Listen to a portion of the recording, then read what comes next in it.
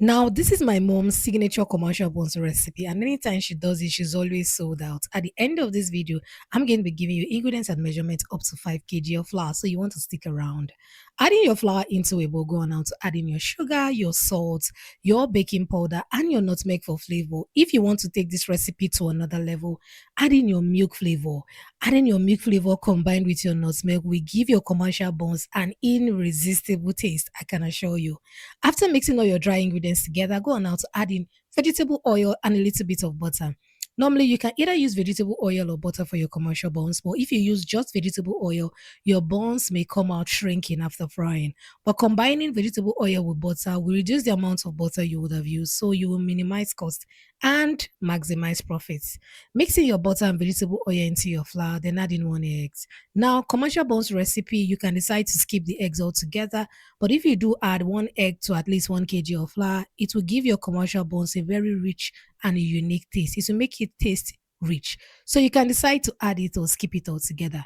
Adding your water gradually until you can get your batter together. The quantity of water you're going to add into your batter is going to largely depend on the kind of flour you'll be using. So I would advise that you just add your water a little bit until you come to this consistency that you can see here. Your batter should not be too thick or too light. Now, Debbie's Kitchen Meat Pie Masterclass is out, and from the 1st of July to the 31st of July, I'm giving this masterclass for just $10. So, if you have been wanting to learn the perfect Nigerian meat pies, having access to all my recipe guides and my unique dough recipe with their ingredients and measurement guide, this is the time to register. It's just to say thank you for your support and for 20K subscribers. So, click the link and register today. Now that you've allowed your butter to rest for a few minutes, I usually advise that you allow your buns butter to just rest. It just allows all the ingredients to get fully incorporated into your butter and gives your puff puff a very unique texture at the end of the day. Make sure you have a bowl of water on the side that you're going to be using to scoop your butter into the oil. Whether you're using the eye gauge method or whichever method you're using to scoop, just make sure you have a bowl of water on the side. It will make it easy for you to work with your butter and your butter will not feel too sticky in your fingers. So this is how you scoop and cut your buns or your buns batter into the oil. At this stage, you should be heating up your oil because you're getting ready to fry. You are frying on consistently medium heat, and your oil should be hot at the beginning of frying. You are not reducing the heat, neither are you increasing the heat. Your heat should maintain a consistent temperature. It should be on medium heat.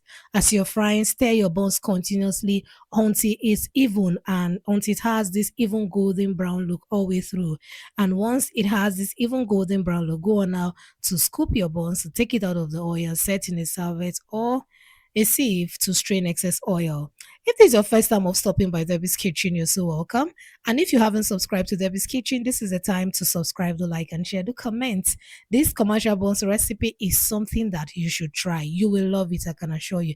And you're going to make loads of profit. So after frying, this is what we have. It is yummy, it is appealing, it is so exceptional. And of course, I know your customers will love it. Have you watched till this point? Come on, thumbs up this video, do like and share. And at the end of this video, you're going to be seeing my ingredients and measurement guide from 2 kg of flour up to 5 kg of flour for you to try your hands on.